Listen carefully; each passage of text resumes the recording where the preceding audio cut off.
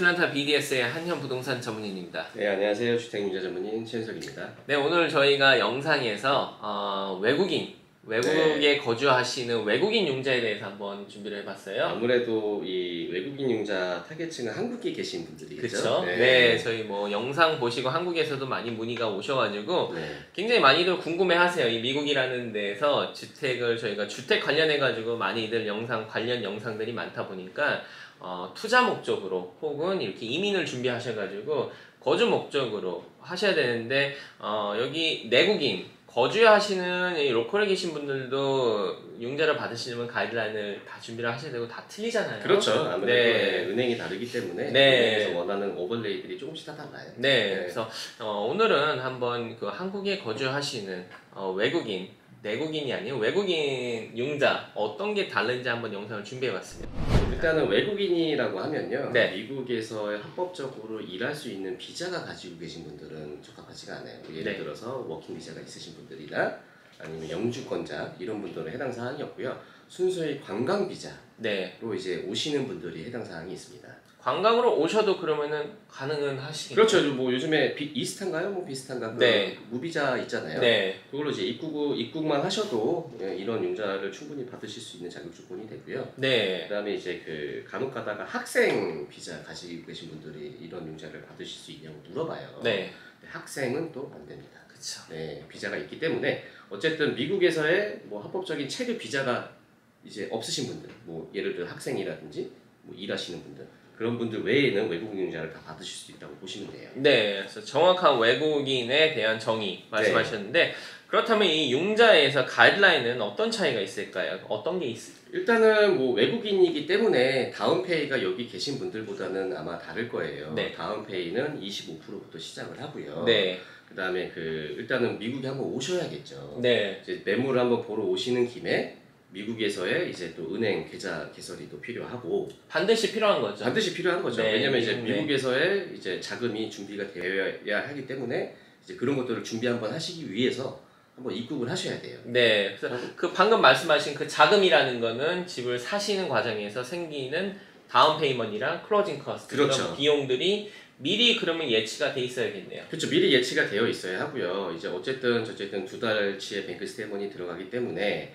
내가 한국에서의 넘어오는 돈도 이제 잔고 증명을 통해서 내 돈이 맞다라는 것도 증명을 시켜줘야 돼요. 요새는 또 한국 시스템이 너무 잘 되어 있어서 모든 서류가 영문으로도 또 출력이 가능하더라고요. 그렇기 때문에 이제 이 자금 출처에 대해서 밝히는 데에서 있어서는 조금 더 수월할 것으로 보여요. 그래서 그러면 한국에서 만약에 거주하시는 분 같은 경우는 한 번은 이곳 저희 같은 경우는 이제 조지아 한번 방문이 필요하시고 방문 시에는 은행 계좌를 반드시 개설을 하셔야지 가능하시고 오신 김에 뭐 스톤 마운틴이나 코카콜라도 한번 보시고 아쿠아리움도 한번 가셔야 돼요. 조지아 명소 한번 보시고 오신 김에 그 일처리를 한번 하시는 그런 이게 꼭 필요하고요.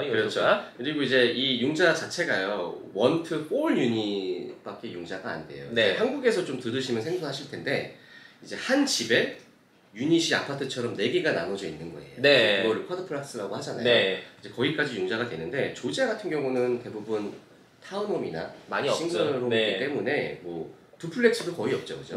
조지아 같은 경우는 뉴욕이나 뉴저지 같은 경우는 이런 아파트 형식으로 건물 한 채에 이렇게 4가구가 있는 4유닛이 있는 이런 형태의 쿼플렉스라든지 듀플렉스 이런 형태의 건물들이 많은데 조지아 기준으로는 싱글하우스, 타운하우스라고 생각하시면 될 것 같고요. 거의 대부분이 그럴 거예요. 그렇기 때문에 이제 그 쿼드플렉스, 그러니까 4유닛까지 융자가 가능하고요. 최대 200만 불까지 융자가 가능해요. 200만 불까지 융자가 가능하다고 하면 웬만한 여기에서의 투자 매물은 다 구입을 하실 수 있지 않을까 싶어요. 그리고 이제 그 제일 좋은 거는 예전에 그 스테이드 인컴 혹시 프로그램 아시나요? 그러니까 뭐 아무것도 안 봐요, 인컴도 안 봐요, 묻지마 융자. 이제 그런 거랑 거의 비슷해요. 비슷하기 때문에 인컴과 재직에 대해서는 묻지를 않아요. 아무래도 외국에 거주하시니까 미국 내 인컴이 없는 게 당연하겠죠. 그렇죠. 당연하겠죠. 하지만 이제 한국에 있는 인컴을 또 베리파이를 해야 되냐라고 질문하시는 분들도 계시는데 그런 프로그램이 아니기 때문에 이제 재직 증명과 인컴은 전혀 상관이 없고요. 노 인컴 노 잡. 그렇죠. 노 인컴 노 잡이죠. 그다음에 이제 크레딧도 요구를 하지를 않죠.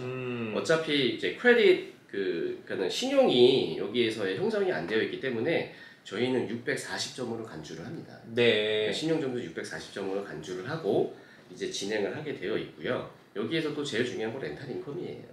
결론은 렌탈 인컴만 보고 이 집이 페이먼이 커버가 되느냐 안 되느냐.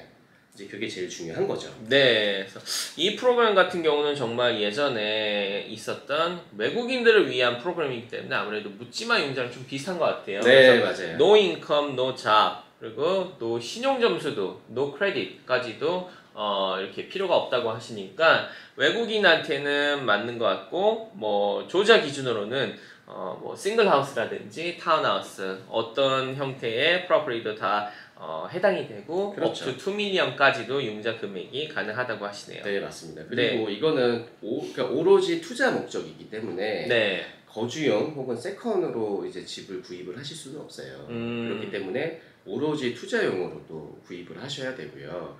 이제 투자용으로 구입을 하시면 많은 분들이 또 세금 관련돼서 또 문제가 있을 거예요. 네. 이제 그런 부분들 같은 경우는 변호사와 상담을 한번 해서 회사를 설립하는 방법도 있습니다. 네. 네, 그러니까 뭐 한번 방문하실 때 이런 스케줄들을 한번 쫙 잡아가지고 진행을 한 번에 하셔야 돼요. 네. 오셔서 매물도 보시고 은행 계좌 개설도 하시고 또 주식회사 설립도 하시고 네. 이제 그런 거를 좀 다 하고 가셔야 이제 이런 트랜잭션 자체가 좀 스무스하게 흘러갈 수가 있는 거죠.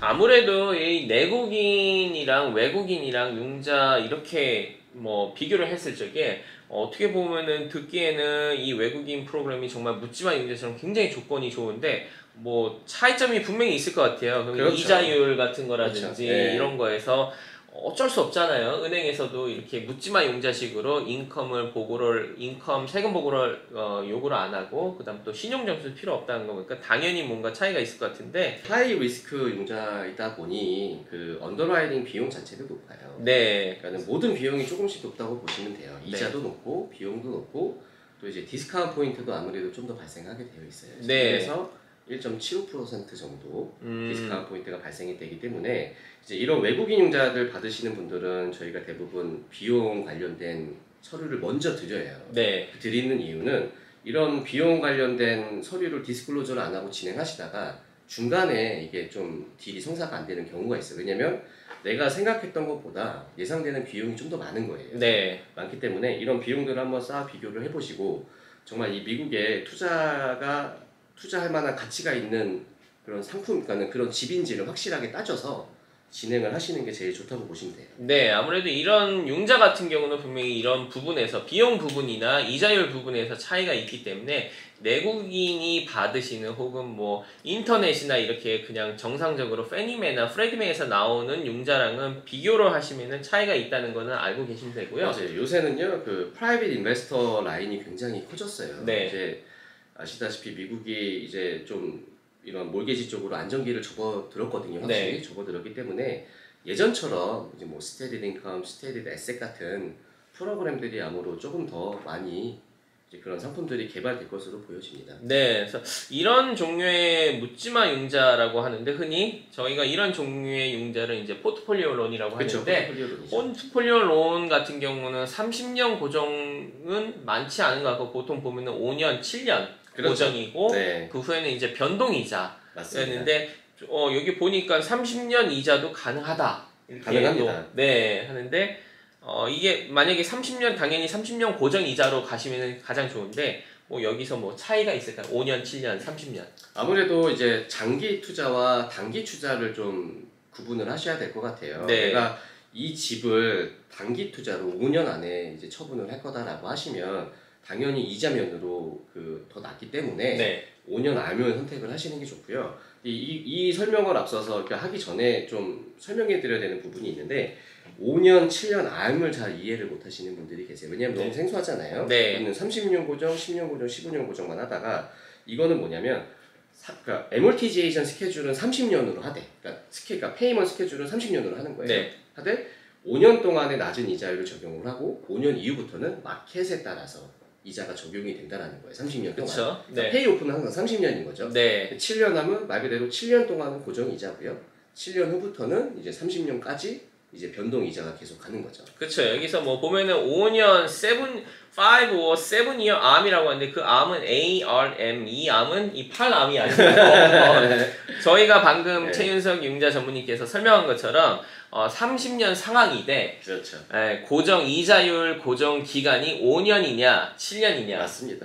그 이후에는 이제 인덱스에 따라서 이제 은행에서 정해진 그 마진으로 이제 적용이 되기 때문에 변동이자라고 보시면 되고요. 네, 마진은 이제 은행이 유자가 받는 게 마진이고요. 마진은 네. 변하지 않아요. 네. 마진은 픽스드고 이제 거기에 인덱스가 이제 바뀌게 되는 거죠. 네. 거기에 따라서 이제 이자 조정이 되는 건데 뭐 경제가 뭐 사정이 조금 안 좋아서 지금 팬데믹처럼 이자가 낮을 경우에는 또 이자가 내려가는 거고. 그렇죠. 이제 뭐 좀 너무 과열됐다 해서 이자가 올라가게 되면 또 덩달아서 이제 올라가게 되는 그런 이자고요.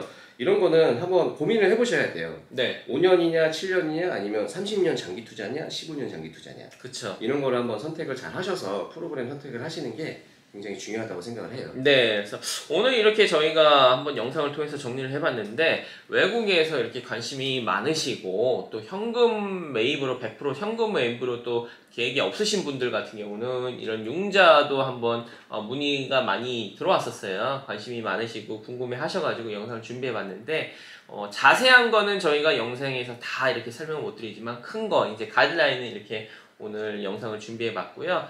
또 이렇게 계획이 있으시거나 자세한 뭐 내용이나 자세한 상담이 필요하시면은 최윤석 융자 전문인이나 여기 뭐 조자 로컬에 계시는 뭐 융자 전문인을 통해서 한번 알아보시는 거. 은행마다 다 틀리잖아요. 은행마다 조금씩 다른데요. 네. 맥락은 거의 비슷합니다. 네. 네. 이런 포트폴리오 론 같은 경우는 페니메나 프레디메에서 제공하는 융자 아니기 때문에 조금 가이드라인이 틀릴 수가 있으니까 미리 준비하시고 미리 상담을 하시는 게 좋을 것 같아요. 네.